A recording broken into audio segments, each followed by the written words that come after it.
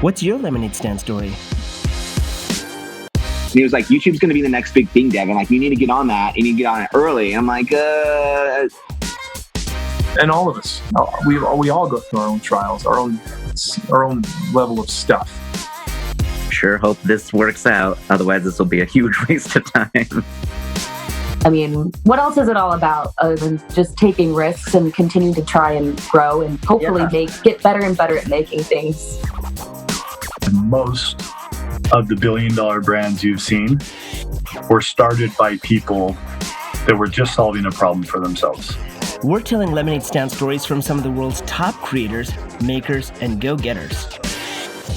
We're rolling right now. Hey, We're having fun. We're rolling. Yeah. Hey guys, this podcast today is sponsored by Yalla, a task management and team collaboration software that we use at Lemonade Stand. We use Yalla to keep all of our team members organized, wherever they are. In fact, we used it to plan and organize this podcast. Visit yalla.team, that's YALLA.team, and try it for free. We also have a special offer for all listeners of this podcast. Use promo code LEMONADE and get a lifetime 25% off if you upgrade. What's going on, guys? This is Shem Prabhakar with the Lemonade Stand Stories podcast, and I'm here with a dear buddy of mine, Mr. Will Beck, who just seems to be growing taller and taller in stature and in wisdom and in power and grace and truth and all the good things. Will has been a friend of mine for 5 years now, at least. We've decided it's been probably since 2016 because you came to set, I believe, on like a video or two. And then I do remember there was a video that I acted in where we just destroyed your office, and I apologize. That is true. I made you clean up afterwards. You did make us clean up afterwards, but we like threw a printer on the ground and we started like smashing it to pieces. It was basically like the Office Space movie, but like recreated for a commercial in my office. Yes. So. and you were very willing. You're like, yeah, come on by. But no, I just remember like you were such a cool guy, and I honestly was like, I have no idea what Will does, but he just knows every YouTuber on the planet. I don't know how he does this because he's not a YouTuber himself. And then he's like, oh no, I help manage their money. And I'm like, oh, that's a very admirable thing to do, you know? Because I think like the problem is a lot of times creatives have no idea what they're doing when it comes to like their finances. And you're like, let me help you. Yeah, I have rarely seen creatives know what to do with their money. Yeah. But yeah, I found kind of early on that I liked working with creatives who are fun, cool people. And I liked being on set. I liked learning and seeing these different worlds. And so I could do their business stuff for them. So well, it was cool because like a lot of people didn't want to touch their business stuff. Mm-hmm. You know, they're like, no, it's just like a little all over the place.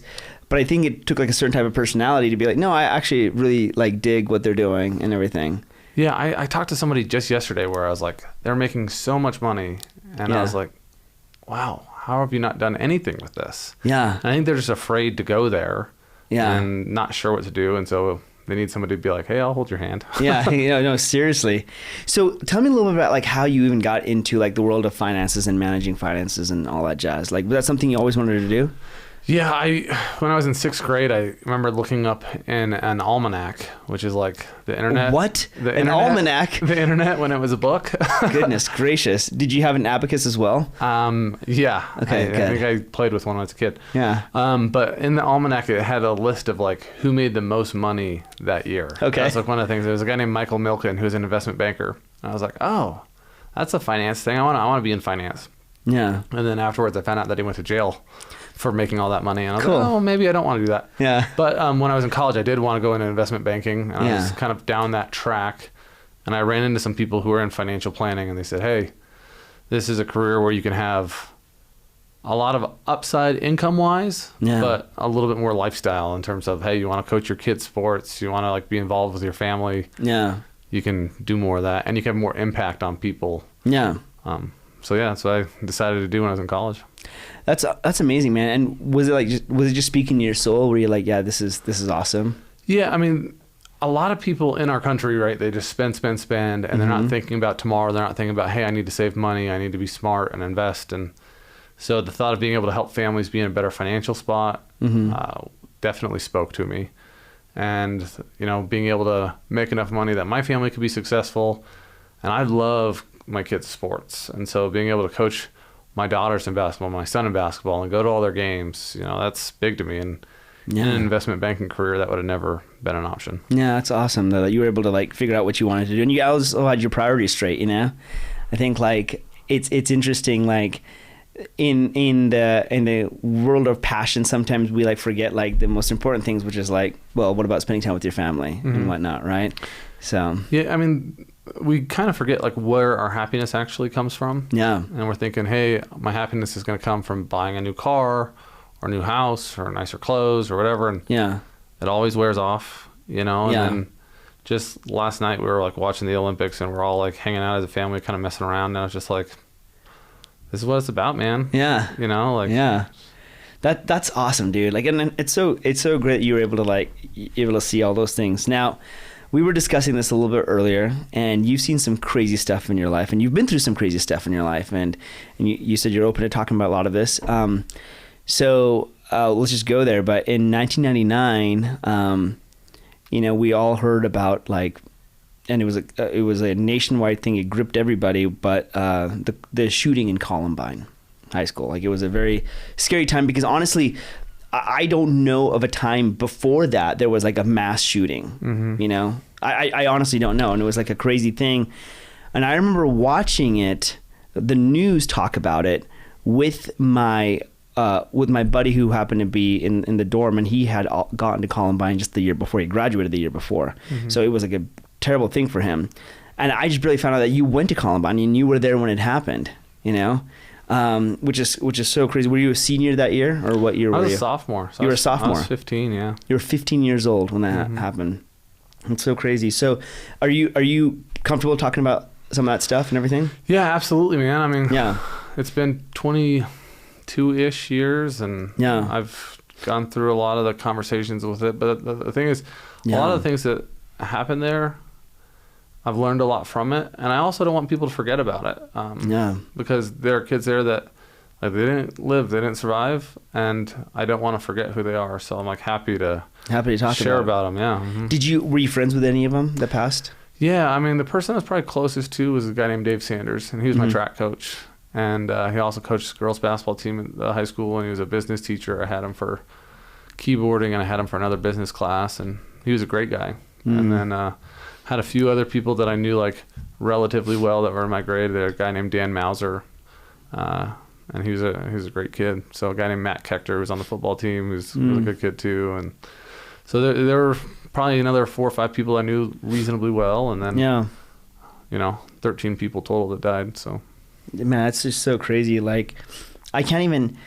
I mean, I guess just like, we can just kind of go into and talk a little bit about it. I mean, it's hard for me to even talk about this type of stuff because it's so intense. And I remember I was just telling you earlier, I was acting in a show that was like that had like a mass shooting incident. And even me being in the show, I'm like, this is crazy. Like, we're reenacting this type of stuff because this actually happens. And it's a crazy, crazy thing. Can you walk me through a little bit about like that day, like how it started off and then what happened? So, I mean, just to get you kind of in my mindset, I was very nervous about the day because I had 4 tests. Okay. And I was like sweating it, like, oh, I got this math test, I got this science test, this English test. Yeah. And then one other one that I can't even remember what class it was anymore. So but I was just kind of nervous, and I went to the library before school to study a little bit, and I ran into Dan Mauser. Yeah. And Dan was in no other way like just a little bit of a nerdy kid. Okay. And so I definitely made fun of Dan before, and I don't really know why I felt like I needed to apologize to him that day. But I took a moment to like talk to him and say, hey, like, I'm sorry for giving you a hard time sometimes, dude. I just want you to know I think you're a really cool kid. And like, looking back on that, it's like one of the most like priceless conversations I've ever had. Yeah. But yeah, I did that, and then kind of rolled into a few different classes, and then it was lunchtime, and I got out of one of my classes. We started heading down to lunch, and we're just sitting outside of our cafeteria. This is like probably like around 11 or 12 or something like that. It's like 11:20. Okay, 11:20. Okay. And so we're outside. There's 4 of us there, and we're just sitting on the ground, our backs against the wall. And then there's this hill that's outside of our school. And so we heard these firecrackers going off. And it was like April. There's a lot of senior pranks going on. It's like that kind of time of year. And so we're like, hey, there's a senior prank. Let's go over and see what's happening. And we like stand up and we like take like 2 steps. And then I see this shooter on the hill. I'm like, holy cow. Like I see a gun. And at the time I didn't know anything about guns. So I'm like, oh, it looks like an AK-47. And then... and you were about how far away were you from this? I was probably like 25, 30 feet. But that's pretty close. That's pretty close. That's pretty close. There was a kid that was about like 5-10 feet from me, where like on this hill I could see the dirt starting to pop up and like the dust, and I was just like realized that this wasn't a fake gun, it wasn't a paintball gun, this was like really happening. And then this kid got shot and he just drops to the ground and started screaming. He started swearing, and I was just like, what do we do? Yeah. And then I saw another kid get shot, and then my group and I were like, we're out of here. And there's a door that's just kind of directly to our right, so we just like booked it to that door, and we ran inside the school, and then immediately the school is quiet. And like, I mean, it's like that lunchroom chatter feel, but it's not like this like scary place that I'm like leaving from. And then I run and I see my track coach, and I say, hey, there's a shooting going on. Like you're the one that tells them. Yeah. And then I started like, I run into another guy who's on my basketball team. I'm like, hey, Casey, there's a shooting. Like, don't go outside. Yeah. It's like, Will, stop with the BS. Yeah. Just leave me alone. And I'm like, I take his lunch and I slam it on the table. I'm like, don't go there. Yeah. And like, we run over to a bathroom that's nearby, because I'm like, we got to hide. Yeah. I was like, if we just hide, the shooting will be over. The cops will be here in like 5 minutes. Yeah. And then we get into the bathroom, and we're just decide to all huddle on top of a toilet. Okay. Like, hey, if we hide on this toilet, nobody will find us, right? They'll look under, won't see any legs. That was like my hope, you know? And then we hear and feel a bomb go off and the walls shake. And I was in the middle of a prayer. I was like, God, please help me get out of this, you know? And help my sister. My sister was out in that cafeteria. Yeah. And I had a feeling, I was like, get out. You had a feeling to get out of there. Yeah. And it was like very clear, like, get out. And so I was like, okay. And I was like, okay, so we got to get out of here. And so then we like walk around the corner. And I just thought like, oh, we are so going to get killed. So we don't know what's out there. Yeah. Anyway, we get out there, and as soon as we get out there, a teacher opens up the door to the auditorium, which is like right across the way from the entrance to the bathroom. And he's like, come here. It's the back door to the stage. We go in, and we kind of slowly, like, around every corner, we're not sure what's there. So we're slowly walking through, and we walk through the auditorium, and we're getting like farther away from where the gunshots and the bullets were. And things were like getting crazy, you know what I mean? So like, the cafeteria is like pretty much cleared out by that point. And so then we go upstairs, and then we hear some gunshots from another wing of the school, and we like run past it, and then we run out of the school, and we like call our parents, call the police. We're just trying to, you know, do what we're supposed to do at that point. But did anyone have cell phones at this point? I mean, how were you guys able to? Some people, but very few. Like my mom had a cell phone. Yeah. You know, but like kids didn't have cell phones. Yeah. Mm-hmm. So it's like, how you guys were just who was calling the police? Like who was doing all that stuff? So we went to an apartment complex. Okay. And we're like, hey, you know, like there's a shooting at our school, and there's actually one kid who got hit by some like shotgun, like shells and stuff. Yeah. And so he's like bleeding, and it was a very chaotic scene. And then how long would you say this whole thing lasted? Like time? So I was in the school about 15 minutes. I would say. Yeah. You know, I went in and I was in the cafeteria for like 15 to 30 seconds before I went into the bathroom. I was in the bathroom for a few minutes, and then the auditorium. We're kind of like just meandering, like trying to get through the school and get away from the shooters. Yeah. without running into them. And we didn't know, hey, are there 2 shooters? Are there 5 or 30? Like, we have no idea how many. It just felt like our school was invaded. Nothing is safe. I thought for sure the cops would come quick. Yeah. It was like 3 hours before they came inside the school because they're like, let's secure the perimeter. Yeah. You know, which is not a great idea, but that's what happened. So you guys, you went and hid in an apartment complex.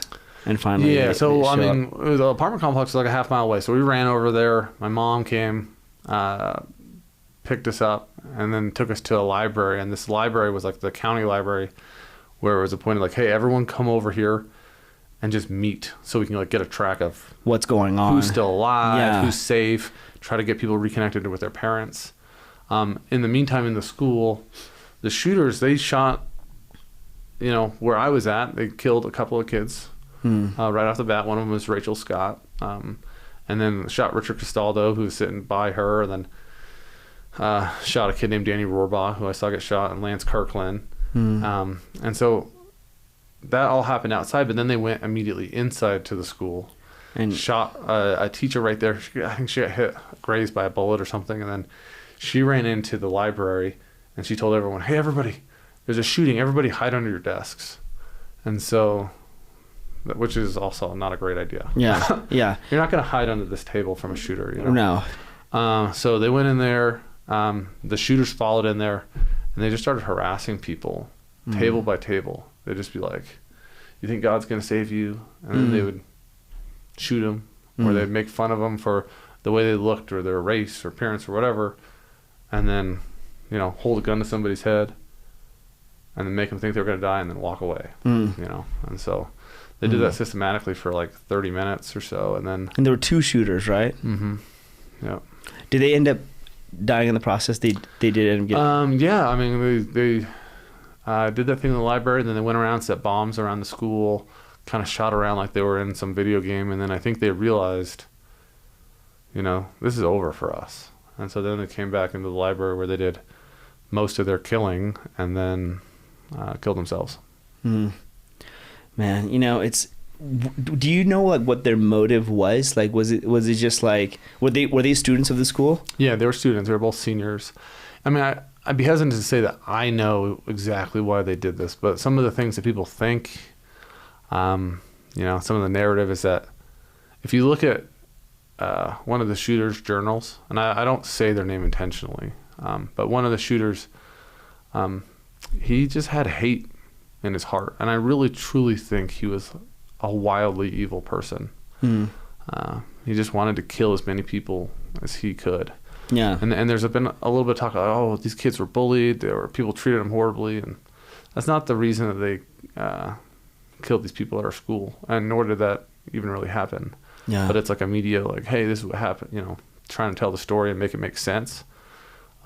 But this guy just wanted to kill as many people as possible. Yeah. And he had his best friend who was kind of a depressed kid and said, hey, let's go do this. And they planned it out for 2 or 3 years. That's not like they just quickly snapped or something like that. Yeah. They had really evil intentions.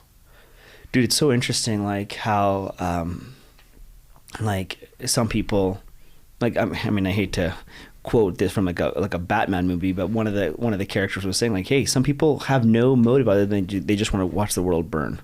They can't be reasoned with. They can't be, you know, they can't be like, hey, it's okay, calm down. Like, you probably had these issues. It was like, no, they just really wanted to see other people suffer, get destroyed, you know?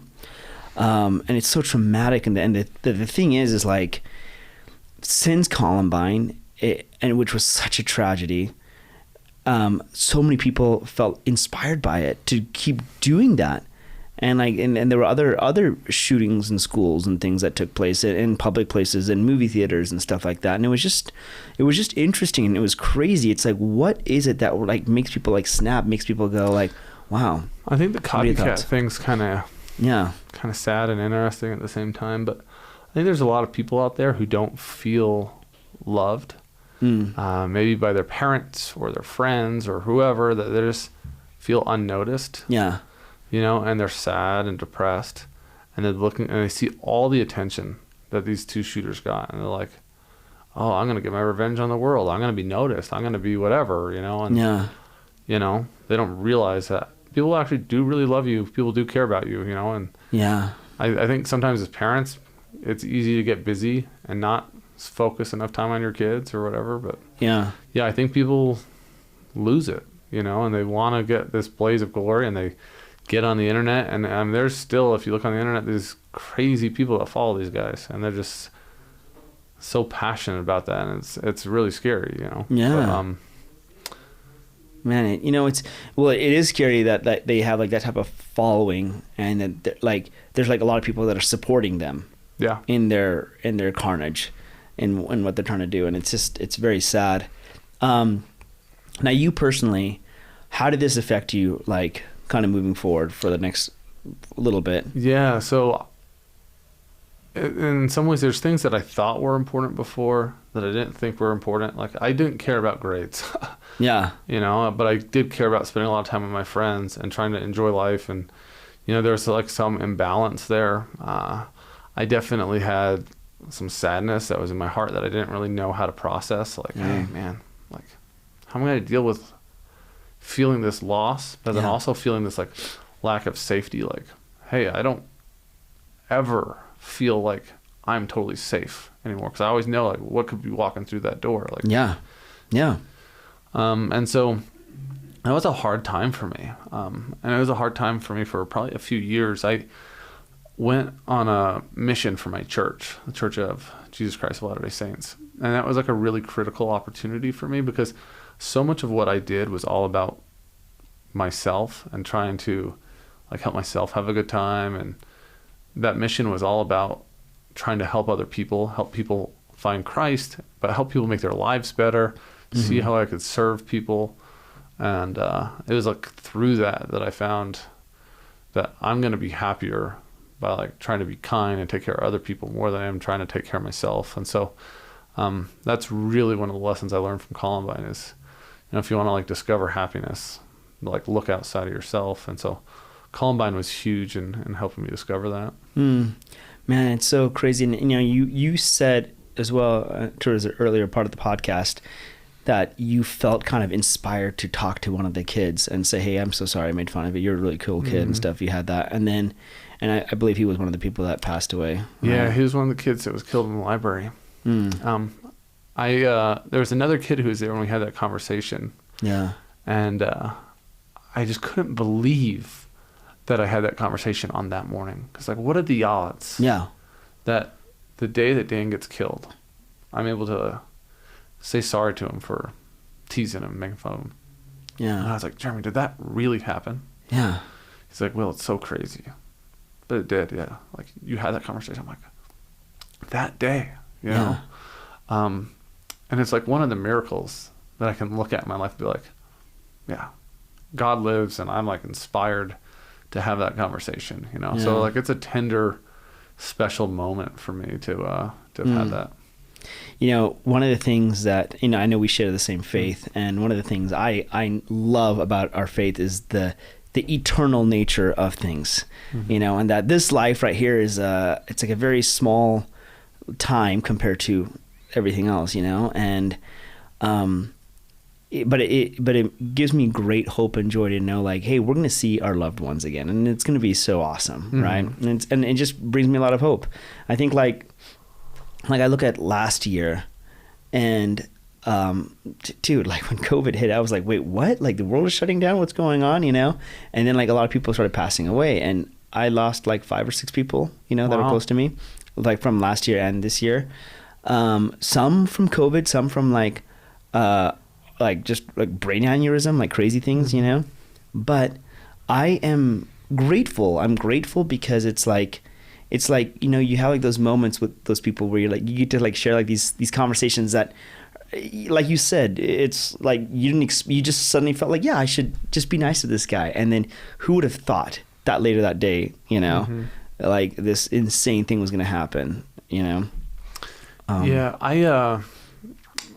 I had a sister passed away last year. I remember that. She had lung cancer, and I think about her every day, and I think about some of these kids that died in Columbine. and you just don't realize when you're going to have your last breath, and what a gift every breath is. And we take advantage of it sometimes, and we just go about our lives doing whatever we want. We don't realize, like, hey, our life's important. We need to do important things and treat people well.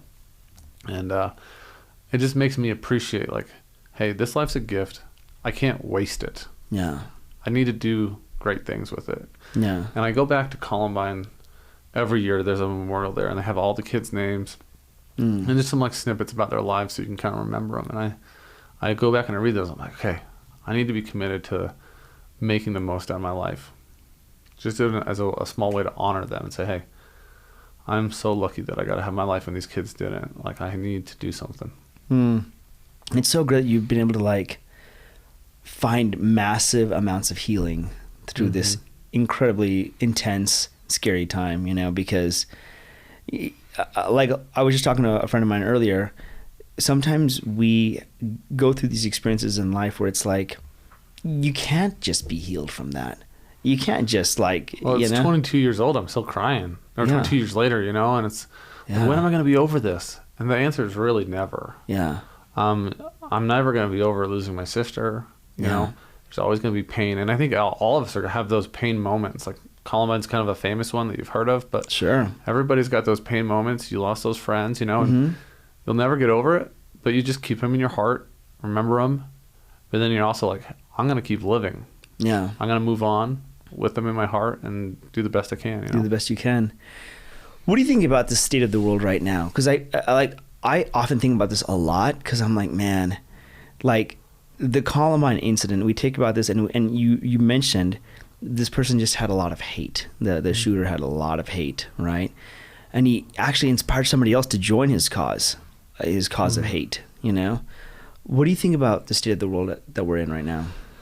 Yeah, fortunately, when Columbine happened, it wasn't a polarizing event. It wasn't like Republicans versus Democrats. How can we politicize this shooting? But I just think it stinks that we are all trying to choose sides. It's like, let's just all be on the same side. We're all humans. We need to be more forgiving of each other. We need to recognize that we can have differences. But I think when we're just talking with, like, two people one-on-one, we can be great people.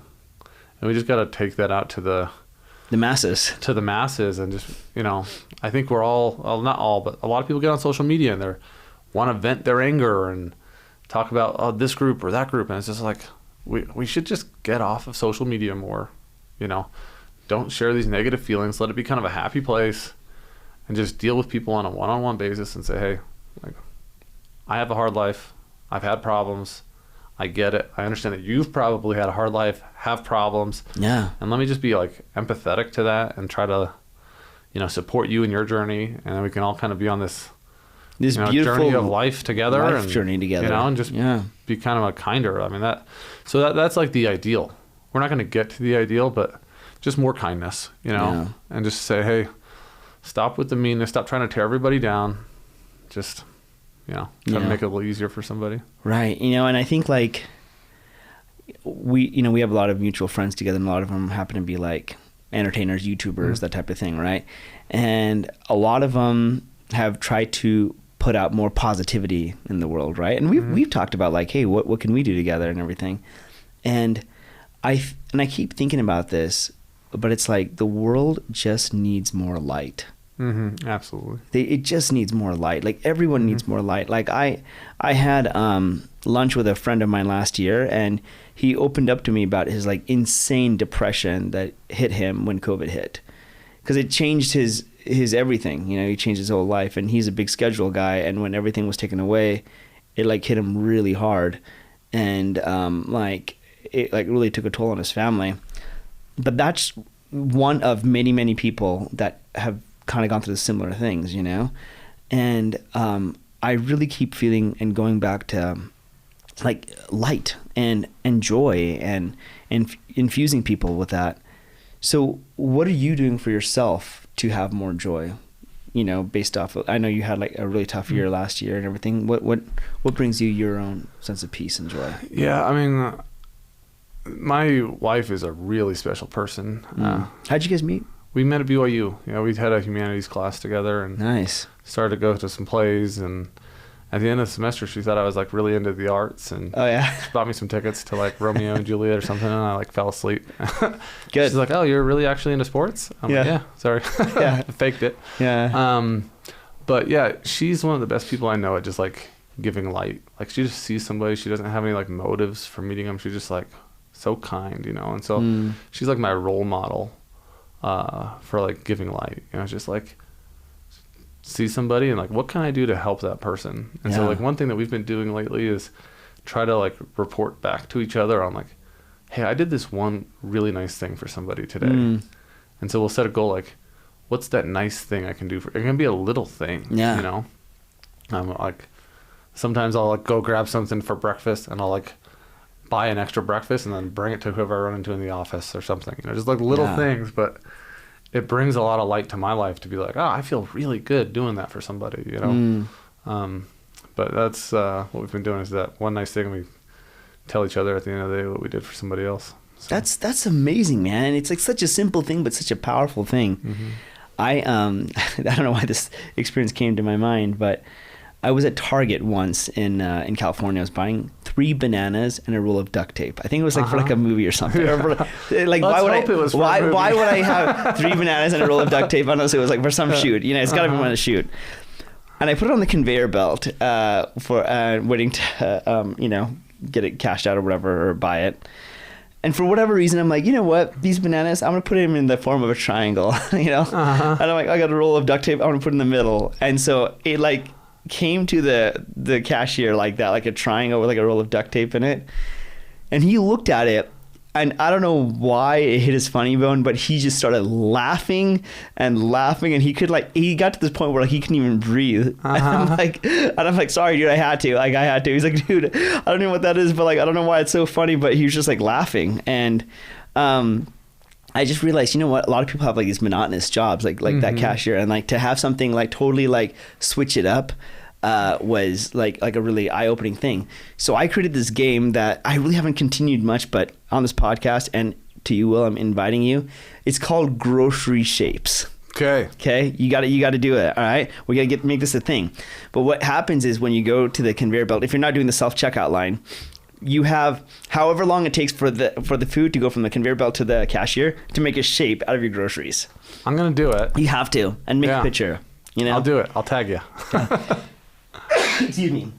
Yeah, absolutely. Grocery shapes. # grocery shapes. And it doesn't even have a thing, but I'm telling you, it's really funny because then the cashier has to like have a straight face as she dismantles your creation. You're ruining my creation. You know, your creation as she's like, but it's hilarious, and they have a good time. But it's like those little things, right? Like going out of your way to make someone have a good day. A smile. You know? Smile's a big deal. It's a big deal. You can make somebody smile. You can make them change the way they feel about the rest of their day. You know, I was having a conversation with my daughter, and I could tell she was having a rough day the other day, and I was just like, what can I do to get her to smile? Yeah. You know? And her literal attitude for like the next couple hours was totally different just by like stopping and telling her like how much I loved her and how important she was to our family. And it just changed the way she acted for like the rest of the day. And it's like, you know, just get somebody to smile. It changes everything. What is your greatest source of joy right now? Yeah, it's definitely my wife and kids, and just being with them. You know, it doesn't have to be fancy things. Oh, we went on this trip or did this or that or we bought this. It's just, you know, hanging around, playing around in the house. Watching the Olympics. Watching the Olympics, but like I love going to my kids' sports or just playing in the backyard, shooting hoops. You know, that's just kind of what we do as a family, and you know, messing around.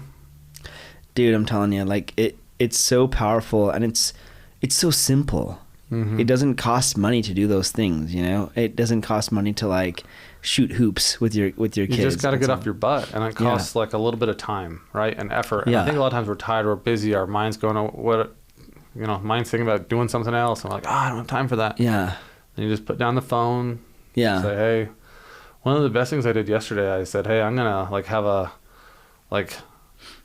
break from my phone all day, you know. And I was like, okay, I'm just not gonna use it today. Yeah. And it was awesome. So good. I just like reading books, Yeah. hanging out with my kids, and my wife's like, "What's with you today?" I'm like, I'm just not using my phone. She's like, "Oh, that's great. Don't ever do that, or don't ever use it again." Yeah. Like, bury it. It's amazing. No, dude, I love it. Like, my brother-in-law and I were over. He was over at my house yesterday, and we were watching this show on our phone. And while I was doing that, our nephew, his son, was like running around, and I had this feeling this whole time. I'm like, put the phone down, go play with him. Put it down and go play with him.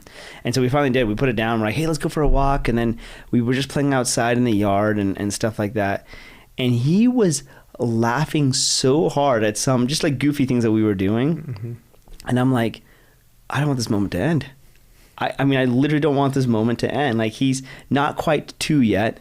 And he's so cute, and he's just like, everything is like a wonder to him. Yeah. Everything is a wonder. Like, he's so excited about pine cones. He's so excited about clouds. He's so excited about everything. But what was crazy was I found myself excited about those things again. I'm like, oh my gosh, those clouds are amazing. Yeah. You're right. You know, and yeah, look at that flower. And it was so interesting how much beauty I found in the world through his eyes. And I think it's just a magical thing. We take it for granted, man. You know, it's this is a wonderful place we live in. Yeah. And I love that your mode of life is like, hey, how do we make someone smile? You know?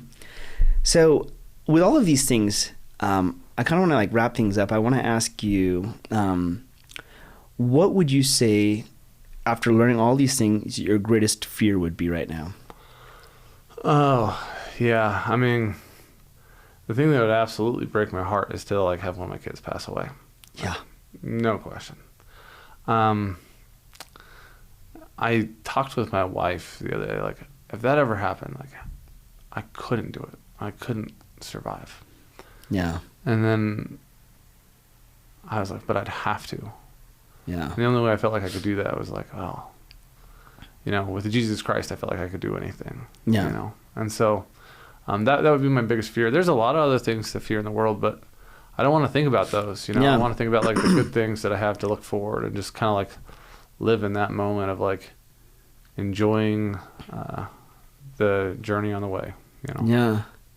You know, it's so true. Like, I've faced a lot of death before. Like, I don't know why in my life I've just had a lot of people close to me pass away, but I was thinking about this. I'm like, if my nephew passed away, that would be very, very, very difficult. Mm-hmm. That would be very difficult. I think there is something about him that like not just fills me with joy, you know, or hope, but he fills me with this sense of like awe and wonder and innocence.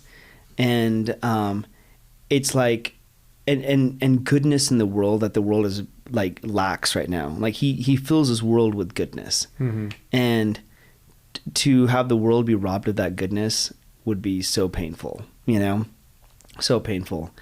And I think like that's the big thing, right? Is like like you were saying earlier, like we can't take things for granted and we can't take time for granted. Now is the time to like embrace each other and to love each other and to help elevate one another, despite all the craziness that's kind of going on. So one of the things I've done when I was growing up, my dad always wanted to play tennis with me, mm-hmm. you know, and all this, every single time he said that, I wanted to die. I'm like, I hated tennis. I was so small, I couldn't hold the racket. Yeah. I'm like, Dad, I hate this. And I could never get the ball to go over. And it was just like the worst. Tennis is now my favorite sport. Really? I love it. Mm-hmm. I will play every day if I could. And so now my dad and I, we go play. And I always ask him to go and play with me. And it's interesting because like he's definitely not as agile as he used to be and all that stuff. But it doesn't matter. We just love to go out there and we love to have fun and hit around a little bit. And I remember thinking like, man, the thing that I used to hate has now been like the bonding thing for my dad and myself. And we half the time it's like we're playing and then he's like, hey, let's take a break. And then we end up having like this epic conversation. Yeah. Right. And I'm like, these are the things that I wish everyone in their lives could find that one thing that they could do with their family member or sibling or their friend or whatnot, and then just enjoy it. Just be in that moment. Right. And I love how you were saying that you loved putting your phone down. Mm-hmm. I think if more people put their phone down, you know, life would get a lot better. Yeah, I mean, this conversation is an example of that. You know what I mean? Like, we've been friends for a long time, but when you have like, you don't have great conversations with a lot of people because you're so busy. You like ignore the, you know, the small, simple moments, and so. Exactly. So last question for you. Knowing what you know now, what would you tell the young Will Beck? The one that went to school that morning with those tests in mind, and only those tests in mind. What would you tell that Will Beck? I just remember what really matters. It's easy to get caught up in the moment and trying to think, oh, I need to become this or I need to become that. And I'll tell you too, like, I'm not perfect at this, so I don't want to pretend like I'm a saint. But if you just treat other people really well and like you love your family, you love your friends, you spend time with them, you have to work, you have to do these other things, but when you focus on treating people well, I feel like life just kind of works out. And so just treat people kindly, especially when you're in high school and stuff. People are mean to each other. Totally. You're like, why is this? But it happens in adulthood too. And most of us are insecure. And you're like, why is that person not that nice to me? Well, maybe they're just shy. Yeah. Instead of thinking, that person's such a jerk. Yeah. And so if we can have that assumption about people, like, oh, maybe they're just shy, you know, whatever, and just put that first step out there of kindness. Yeah. I don't know, it just makes life better. And so I just say, hey, just treat people really well, and life will go a lot better.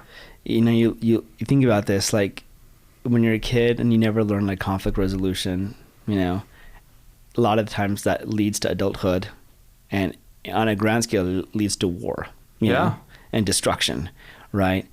But if you could learn like those skills of like just being kind to each other, and just the simple things of like just sharing and just being gentle with each other. I remember growing up, it's, you know, these are my childhood ways of thinking, but like I was very shy. I was very shy growing up. And so when I finally got to my high school, like there were so many things that I felt in my life I was overcompensating for. My parents got divorced and all this stuff, and I felt I was always overcompensating and trying to be like good and everything like that. And we bounced around from school to school to school. So I never really had like a solid group of friends that I'm like from childhood to now I was friends with. But when I got to high school, that was like the first time in a long time where I was there for 4 years, right? All 4 years. And my goal, I remember as a kid when I was 13 years old, was like, I want to be popular. I want to know everybody, you know? And then I started noticing that a lot of the popular kids weren't very kind, you know? They were kind of jerks to a lot of people, and they were too cool for school and all this stuff. And in the end, I'm like, I don't like that. I felt like, I just didn't feel good to me.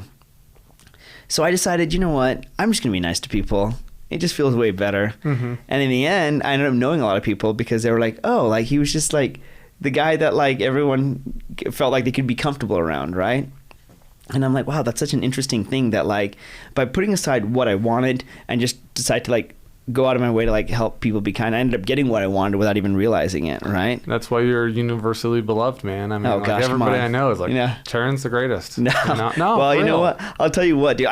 Listen, I really appreciate you saying that, but I will say, like, at the end of the day, it goes back to what you're saying, man. It's like I get a high on helping people be happy. I love it. I think it's so fun to like pull like positive pranks on people, you know what I mean, where you just make them smile, and you like do something that's gonna like be totally I don't know, just totally a good, positive, uplifting thing, you know? Yeah, just triangle bananas, man. you know, bananas and duct tape is what it was, right? So you got to remember this, grocery shapes. You've got to do grocery shapes. I'm doing it. I'm working on my ideas right now. Yeah, you got to think of some cool ideas. I'm gonna do a parallelogram or something. Dude, you gotta go for it. Yeah. You get geometric with them. That's what I want. But dude, I really appreciate you coming on this podcast and being very vulnerable, man. I really appreciate that. Like, these podcasts have been so therapeutic for me. Like, I started doing this last year for fun, just because I wanted to see what people were up to, but I also wanted to, like, you know, like, I loved conversation, and I also loved like being able to talk to people, because I didn't want to just be alone in my thoughts all the time. And that led to this, right? And led to working with Greg and doing this podcast. But it still is the same thing, man. I mean, like when you're vulnerable enough to like open up and share something very horrific, but then switch it to something that ended up being a very sacred and healing thing for you, and like a way to like empower your life. Like, I cannot wait for everyone to hear this podcast, man, because I know that like it's going to touch them. Mm-hmm. So thank you for being on. No problem. Thanks for having me. Being vulnerable and great to spend time with you, man. Yeah, absolutely. And let's go hang out after this. Let's do it. Okay. Thanks, man. Appreciate it. Okay. See ya. Thanks so much for listening to the Lemonade Stand podcast, and we hope you enjoyed this episode. Be sure to subscribe to the podcast on whatever platform you use to be alerted when we release new episodes. We'd also love to hear your feedback in the reviews, and if you or someone you know has an awesome Lemonade Stand story, please reach out to us on social media and let us know.